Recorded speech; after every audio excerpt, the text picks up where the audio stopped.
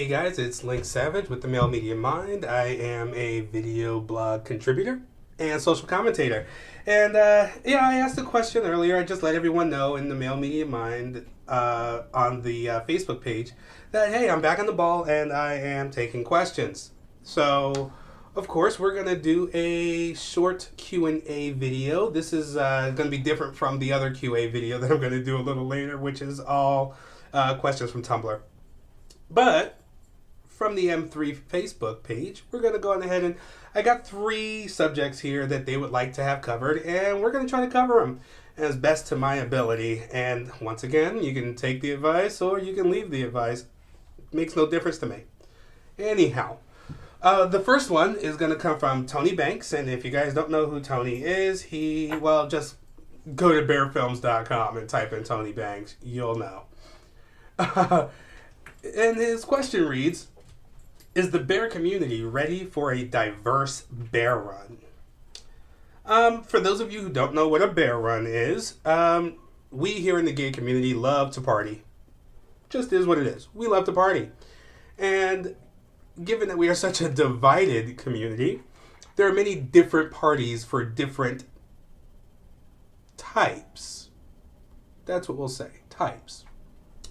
The clean cut, super fit gays among us, they have the white party, stuff like that. And don't get it twisted, the white party doesn't mean white people, though if you go to a white party, you will be hard up to find anyone darker than khaki at a white party.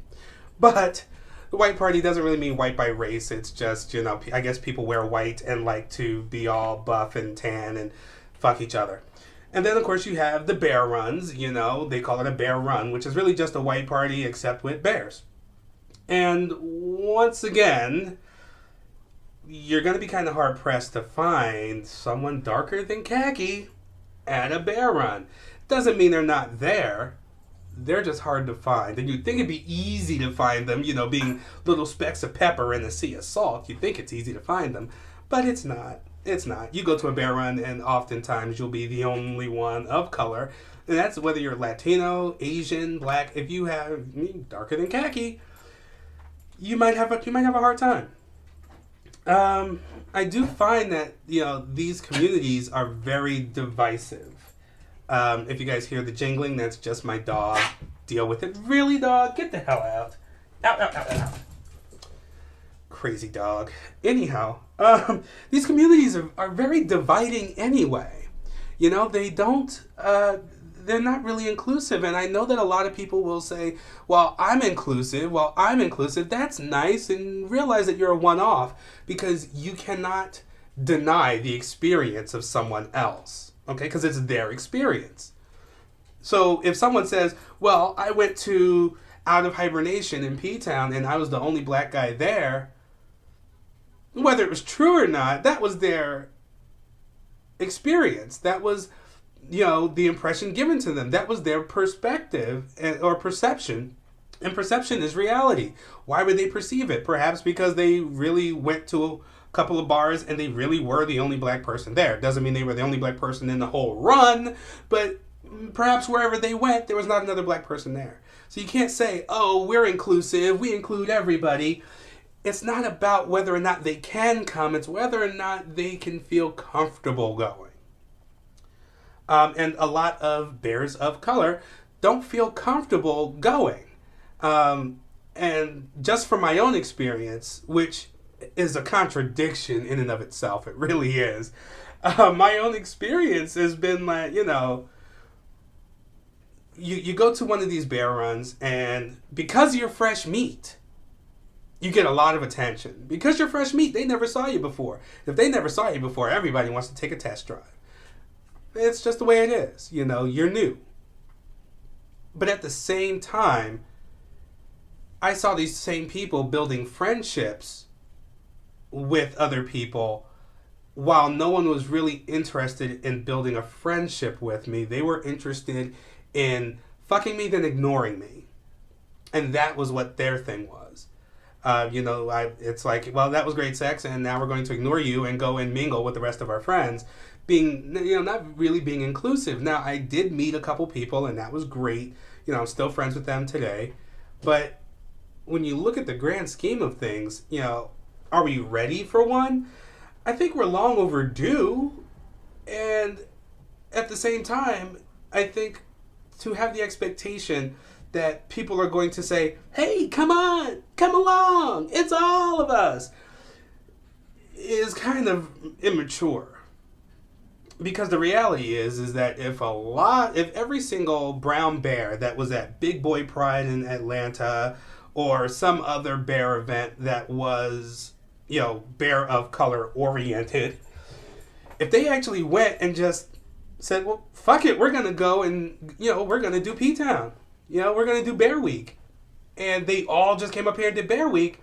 I think that would be a different situation. I think that no one would bat an eyelash. I think a lot of the white guys who we all feel like are shutting us out really wouldn't shut us out and would probably be happy to see you there because they're no longer being accused of being racist or exclusionary. But are bears of color ready for it?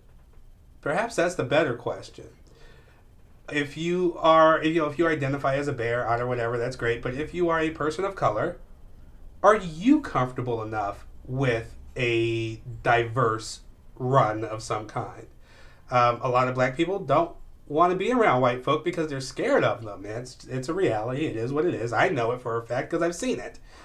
So I don't know if the question of is the community ready is the right question. I think the right question is, are we ready for it? And we have a habit of being exclusionary ourselves. We do.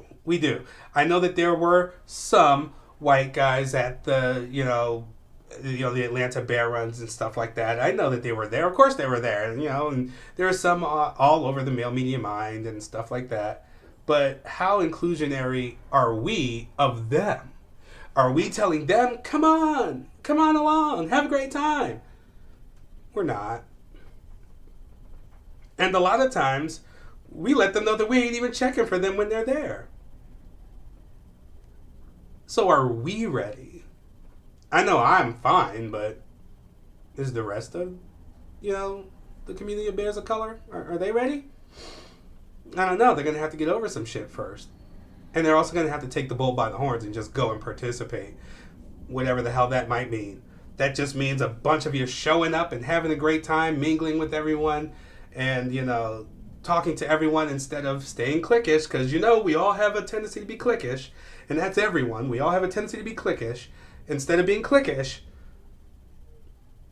spread out. Talk to people. You'll find out about all the other runs that they have. I mean, shit, there are a ton of bear runs out there all summer long. You can be busy all summer if you really just go out and look for it. Don't wait to be invited, because that's not how they work. Bear runs don't work by invite. You hear about it, you show up. So I think the community's ready. I just don't know if we are. And then we got a question from Cecil, which isn't really a question, but a subject. and a good one. And I know why. Fucked up ass coworkers. Now we've all been there. You go to a job, new job, great place, you're enjoying everything. Couple weeks later, why the fuck is the phone ringing? It should be picked up in a second.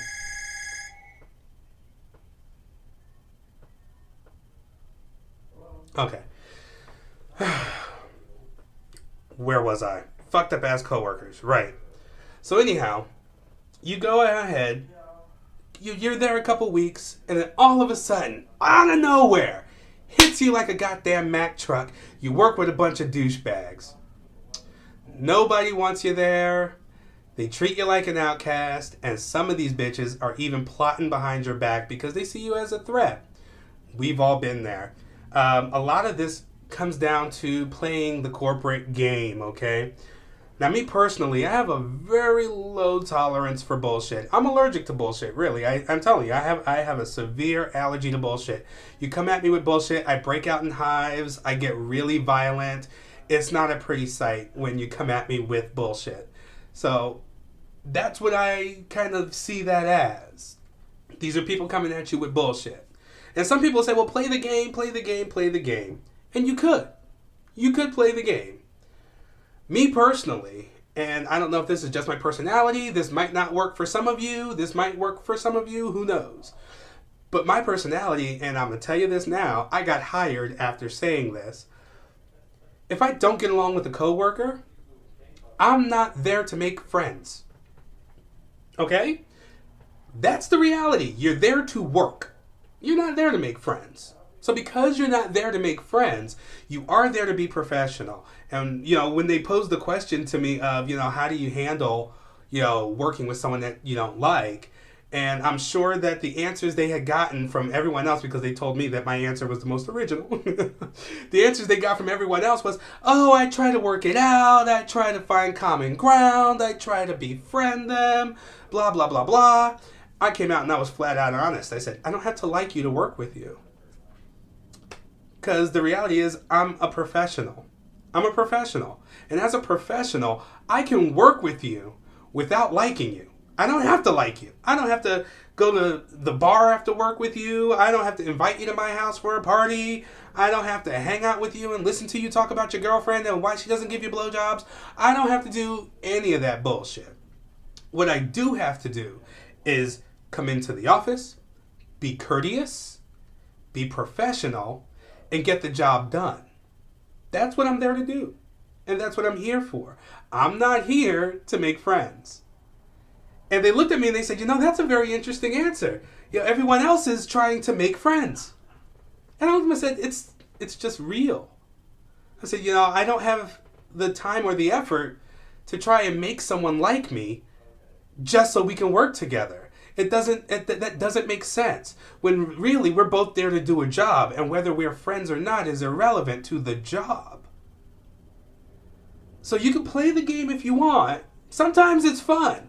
Because like I said, I don't really like to play the game, but please, don't give me ammo against you. If I have ammo against you, I'm going to use it. Because I don't like you. I can work with you and be professional and everything, but don't give me ammo against you, because I will use it. And if you're able to get ammo, hold on to it. Hold on to the ammo. Play your cards right. And just relax.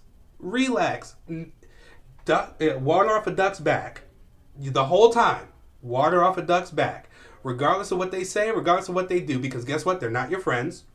You don't have to see them outside of that office. And as long as you are doing your job, you will be fine. And I mean, really do your job in terms of covering your ass. Because if these people don't like you, they're going to be after you. And they're going to find every little mistake you make, every little misstep you have, they're going to try to shine a light on it. If you get some ammo against them, hold it. And the moment they try it with you, drag their ass. Right in front of the boss. Drag them. Otherwise, fuck it. You're not there to make friends. And if they want to cry about the fact that you're not there to be their friends, then perhaps you should point out that we're all adults here. You don't need to cry because someone doesn't want to be your friend. We are all adults here. We're here to do a job. I don't have to like you to do that job. You don't have to like me to do that job. But we do need to respect each other enough to get the damn job done. So when it comes down to fucked up ass coworkers, it's hard. It's hard because sometimes that fucked up coworker is almost perfect. And that's the worst part, when the bitch is almost perfect and you can't catch anything on them. Just keep your eyes open. They'll slip some point. Everyone's human. And when they slip, be there to stomp the fuck out of them. You're not there to make friends. And then we have, Danny Williams. Danny likes to follow the male media mind. He's actually a cool guy, I have him on my friends list, which is, nice and cool. And he posted, yay! And what he posted is, okay,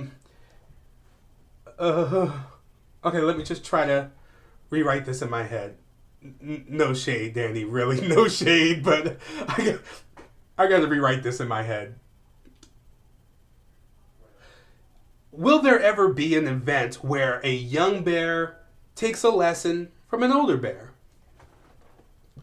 I don't think you need a particular event for this. You don't need a particular event for this because older bears are everywhere. Ask a question. It's not that hard, really. They're not going to bite you unless you ask them to. They're not going to rape you unless you ask them to. They might touch your ass, but, that goes with the territory. But I would definitely say, if you are a young person of any kind, it would behoove you, if you don't know what it means, look it up. It would behoove you to seek out almost any old person because they've seen a lot.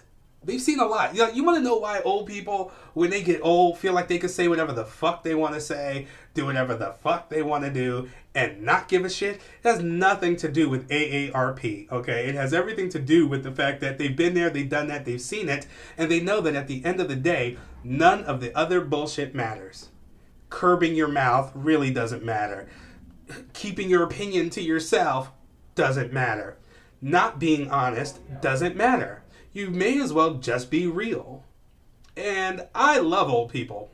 I love it. If you get me around an old person, now I know some of you bitches are out there calling me daddy and all that other shit. I get it. Because, I'm middle-aged. So I know a lot of you guys want to call me daddy. That's great. That's cute. But the reality is, I love old people. And if you can't learn from me, why not learn from them? Why not learn from anyone that's older than you who most likely have been where you are? Most likely have done what you've done. The thing I don't like, though, is when an older person gives a younger person advice and that younger person completely just ignores the advice and goes and do whatever the hell they want to do anyway, only to end up in the very fucked up position that the old person was trying to prevent. When someone says something to you, listen. It doesn't mean you have to do it, but listen. Listen to what they're saying. Don't let your emotions get involved. Just listen to what they're saying, because there might be something in there for you. I don't particularly feel like you need an event. You don't. You don't need an event. The event should be your own initiative. So go on ahead, take the initiative. Ask an old person something. An old gay is even better. That's like having an old gay Yoda. I mean, you have an old gay Yoda that can pretty much tell you almost anything you need to know about the gay life. They've lived it. You don't need an event. You just need your own motivation.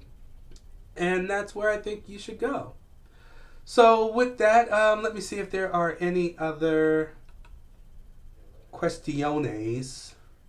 Oh, wait, I think I just got a new one. Yay! Okay, this is the last one I'm going to do. And this is from Roy Woodall. He's a friend of M3. And his statement, comment, questions read, do you think there is something special about being gay? Why would we adopt teachings from a book that clearly considers virtually anything pleasurable sinful? And last question, boxers or briefs? Okay, all right. I got this. All right, so he got slick. He got slick and decided to give me 3 questions in one post. All right, well, I got you, though. I got you. Do you think there is something special about being gay? Yes. And no. I know, right? Why no? We'll go with that first. Why no? I say no because science has shown us that, there are many species of mammal on this planet that exhibit homosexual behavior, of which we're one. We're just one of many. So it's a natural occurrence. It just happens. I think a lot of times it just happens because of, I have a whole theory behind, nature using homosexuality as a way to curb population or to exert population control. And on that level, no, there's nothing special about it at all. We serve a purpose. We're here. It's great. On the other hand, it's very special. And it's very special because, hold on, I just got a message.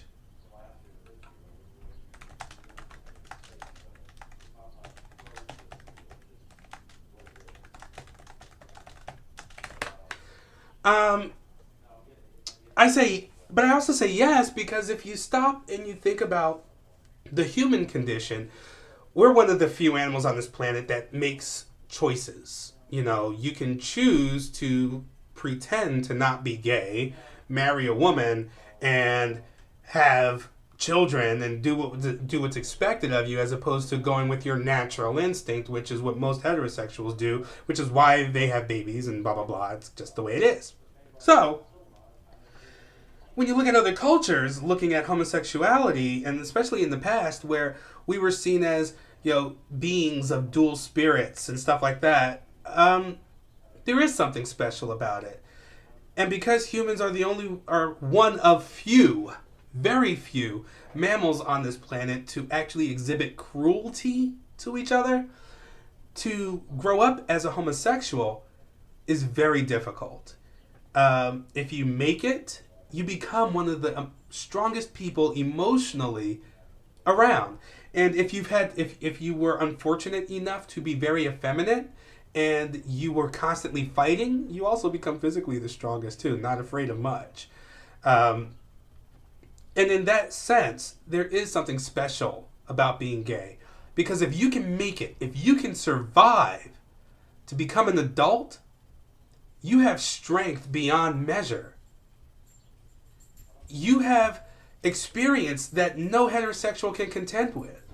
You have knowledge that no heterosexual can contend with. And it is in that sense that it does become special. You do become, that you're not 1 in 100. You're not something that is just every day. Take the experience, learn from it, grow stronger from it. The one thing that, when we look at bullying and stuff, I look at bullying and I think I'm like, we were all bullied as kids. Some of us were able to handle it and some of us weren't. I look at situations like that and, when you see young gay people who are having trouble, someone does need to reach out to that person and show them that, bro, if you come through this, if you can hang in there, you'll be stronger than any of your attackers. Your attackers are weak, and that's why they're attacking you. So there is something special about being gay. A lot of people who believe in reincarnation believe that being gay or coming back as a gay man is the last step before you no longer have to come back. Why would they think that? Mostly because of the hardship. It's perhaps one of the most difficult life things to deal with. Because you're dealing with a majority of people who don't like you for whatever reason. I mean, I don't know. It's ridiculous. I think there's something special about everyone. I really do. Everyone's good at something. Everyone's amazing at something. Everyone's a genius at something. Even if, that genius is wasted on being ratchet. Hey, you're a ratchet genius. Hey, go with it. But there is something special. While at the same time, not being special at all. Because it's normal. It happens. Now, whether people want to admit that it happens or not, fuck them. Fact does not require their belief. It doesn't require their acceptance. Because fact is fact. It just is what the fuck it is. Let's see. Why would we adopt teachings from a book that clearly considers virtually anything pleasurable sinful? That's hard. And it's hard because most people of their religion didn't adopt those teachings. They were born into those teachings. And there's a major difference. Adopting those teachings means you made a conscious choice, conscious decision. You woke up one day, you looked at all the religions and said, no, yes. But the truth of the matter is, not many of us get the chance to go, no, yes. You're born into a religion, which means you're indoctrinated. The hard part is waking up from the programming. I always I always liken it to a child believing in Santa Claus. I know. I'm not trying to be disrespectful. So hear me out. You have a child who believes in Santa Claus, believes it with all his being because that's what he was indoctrinated with. His parents told him. Why would his parents lie to him? All of his friends believe in Santa Claus. Everyone else in the world thinks that Santa Claus is real. So, of course, Santa is fucking real. And then comes that moment where you tell that child that Santa isn't real. First, they get angry. They get really angry. They get mad. They start to holler. They start to cry. It's a mess. And then they go into denial. No, no, no, no, no. I won't believe it. I don't believe it. You're not telling me the truth. Santa Claus is real. And then they eventually accept it. And that's how I feel about most religions. No matter how much evidence you give to someone who has been indoctrinated into a religion, it's not going to matter. It doesn't matter. What you say doesn't matter. What facts you give them doesn't matter. It's up to them to wake up. It's up to them to realize that they've been indoctrinated. Like, consider this, for instance. When you're in school, they teach you about how black people came to be Christians. They tell you that you were a slave, you came here, the master beat you while reading scripture to you, forced you into these churches in which they then told you that when you died, you weren't going to go to heaven and be free, you were going to go to heaven and live a life of leisure. Therefore, you would still be a slave, but the work would be easy. And this is what they taught us. And then, of course, slavery is abolished, blah, blah, blah, blah. And we kept this tradition, which makes no sense to me. Trust me, it makes no sense to me. As far as I'm concerned, if you're my oppressor, and then I'm just saying Jesus is real, just that way you don't beat my ass. The moment I'm free, fuck you and your God. Yeah, it's like, why? Because you guys are the bastards who put me here. So fuck you and him. I'm gonna go over here, and I'm gonna go back to what I know. Now that makes sense to me. That's what I would do. But people don't. And instead, parents were teaching their kids, indoctrinating their children and so on and so forth. That's just the way religion works. It's a method of control. It's a method of mind control. It's a method of spiritual control. Don't think I'm an atheist, because I'm not. I'm actually a very spiritual person. I do think that, we're all filled with energy, and that energy goes back to a singular source when we're dead. We're only borrowing it. We're only borrowing it. Because energy is neither created nor destroyed. So we're only borrowing it. It goes back to where it goes once we're dead. I just don't know what that is. And I'm not going to claim to know what that is, because it would be incredibly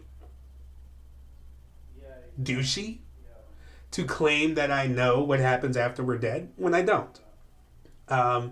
So I'm a very spiritual person. I'm a Buddhist by trade because that's not a religion. So anyone else out there who keeps calling it a religion, fucking stop, because it's not. And it makes you look like an idiot when you put Buddhism and Christianity in the same boat, because they're not the same thing. Buddhism is a way of life. Buddhism is not the worship of a deity or a man or anything. People think you're worshiping Buddha, but there's a couple things to realize here. Buddha actually existed because there's factual evidence. There's historical documents that this person existed, and it wasn't a matter of dying for your sins and rising from the dead. He didn't perform miracles. He didn't do anything like this. All he did was wake up. And all he wanted to do was show everyone else how to wake up. And that most of this material shit that we're living on means nothing. And that the moment you're living in now is the moment that matters. Not what happened yesterday, because it's done, and not what's going to happen an hour from now, because you could die within the next 5 minutes. That's the gist. I'm not going to give you guys an entire fucking rundown of Buddhism. Buddhism is a way of life and a philosophy, not a religion. Which is why you could be a Shinto Buddhist, you could be a Christian Buddhist, you could be a Jewish Buddhist. So, yeah. But by trade, hey, I'm a Buddhist. I have a very spiritual connection I like to feel. Whether I'm right or wrong, hey, whatever. I just know what I feel and how how I roll. And I woke up. I woke up. Because how can someone preach to me that this God is all loving and all knowing and all this other shit, and then tell me that he hates fags? Then why the fuck am I existing? I shouldn't even be allowed to exist if that's the case. God would stop that before it ever happened if that was the case. Like, it doesn't make sense. How can an all-knowing, all-powerful God make a mistake? Yet they want to call us mistakes. And it was at that moment that clicked into my head to let me know, to show me that religion's bullshit. It really is just a method of control, because if religion wasn't bullshit, all the things that we have going on now in the name of religion, the murders, the wars, the hatred, wouldn't exist. So, why people believe in it? Because sheeple are easily led. You can lead a human to water, but you can't make him think. And to finish it off, last question. Boxers or briefs? I don't like boxers because they tend to ride, and when they ride, they tend to be really uncomfortable. I'm not a big fan of briefs either, only because they make me feel like I'm 5. I don't know why, but briefs just make me feel like I'm 5 years old again. And the only time I would wear a pair of briefs is if they had a big Superman emblem on the balls or something. So I tend to wear boxer briefs because they are comfortable, and in the summertime I go without. Sorry, just is what it is. My boys need to air out. They need air. In summertime, in a pair of sweaty ass drawers, I'm not here for it. I'm not feeling it. So I go commando in the summer. But once summertime's over, I pop on the boxer briefs and it's cool. Every now and then I wear a jock because it's a jock. So, but I guess that's it for these questions. This video has gone on really long. As always, this is Lynx Savage, a video blogger for the Male Media Mind and social commentator. If you guys have any questions, comments, leave them all below. Of course, you can always catch me on my Twitter, down below in the description box. You can also catch me on Tumblr. Great place to ask me questions, because you can ask them anonymously if you want. If you don't want people to know that you're gay and that you're following my blog because you want anyhow. And yeah, you can also ask questions on the Male Media Mind. Just be sure to tag me in it so that way I see it, because my brain is gone.